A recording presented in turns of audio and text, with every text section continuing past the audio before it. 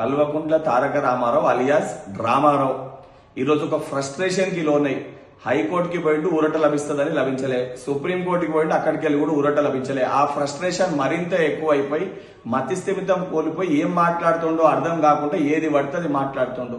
అసలు నిజంగా నీకు తెలంగాణ రాష్ట్రం పట్ల గానీ హైదరాబాద్ పట్ల అభివృద్ధి పట్ల నీకు చిత్తశుద్ధే ఉండింటే ప్రొసీజర్ ప్రకారంగా చేయాల్సిన స్కీమ్ ని ప్రొసీజర్ ప్రకారంగా కాకుండా లోపాయిక ఒప్పందాలు చేసుకున్నామనే ఒక ఆరోపణలు నీపైన వచ్చినప్పుడు దానిపైన స్పష్టత తీయాల్సిన ఒక బాధ్యత గల పదవిలో ఉన్న నీపైన ఉంటుంది. అవన్నీ పక్కన పెట్టి ఈరోజు కుటుంబాల గురించి మాట్లాడుతున్నాం.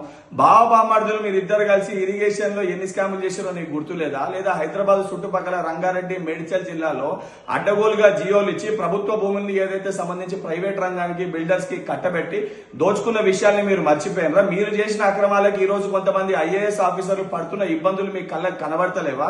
లేదా మీ తమ్ముడు మీ బాబాయ్ కలిసి కరీంనగర్ జిల్లాలో ఏదైతే అక్రమ ఇసుక రవాణా చేసిన విషయాల గురించి నీకు గుర్తుకు లేదా? లేకపోతే మీ యొక్క చెల్లె ఈ రోజు లిక్కర్ స్కామ్ లో ఇరుక్కొని ఏదో కటకటాల్లోకి వెళ్ళొచ్చిన విషయాలు నువ్వు మర్చిపోయినవా? లేదా మీ తండ్రి కాదు అదాని తోటి ఛత్తీస్గఢ్ ఎలక్ట్రిసిటీ ఏదైతే ఒప్పందాలు అక్రమ ఒప్పందాలు చేసుకొని ఈ రోజు దానిపైన ఎంక్వైరీ నడుస్తున్న విషయాల గురించి నువ్వు మర్చిపోయినవా? లేదా ఏదైతే ఇతరుల ప్రైవేట్ ఫోన్ కన్వర్జేషన్స్ విని దాని ద్వారా కూడా ఏదైతే రాజకీయ ఆర్థిక లాభం పొందే ఒక ప్రయత్నాలు మీ కుటుంబం మీరు చేసిన మాటలు వాస్తవం అనేది మీరు మర్చిపోయినరా? అవన్నిటినీ మర్చిపోయి ఈ రోజు గౌరవ మా ముఖ్యమంత్రి గారి గురించి మాట్లాడే అర్హత నీకుందా? ఒకసారి నువ్వు పునరాలోచించుకో.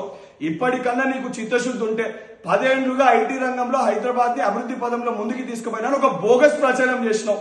ఆ ప్రచారం అంతా ఈ రోజు తిప్పి కొడుతూ ఒక్కొక్కటిగా నువ్వు చేసిన అవినీతి చిట్టాలు ఏ స్కీమ్ తీసుకొచ్చినా ఒక స్కామ్ ద్వారా ఆలోచించి స్కీమ్ తీసుకొచ్చిన అనే విషయాలు ఈ రోజు బయటికి వస్తుంటే ఏది పడితే మాట్లాడుతున్నావు. ఇప్పటికన్నా నీ డ్రామాలు ఆపి ఏసీబీ విచారణలో నువ్వు మొత్తం కూడా సహకరించి నిన్ను నువ్వు ప్రూవ్ చేసుకొని తర్వాత బయటకు వచ్చి మాట్లాడు తప్ప ఇటువంటి డ్రామాలు ఇటువంటి నాటకాలు ఆడితే తెలంగాణ సమాజం నిన్ను గాని నీ కుటుంబాన్ని గాని నమ్మే పరిస్థితి లేదని మరొకసారి గుర్తు చేస్తున్నా.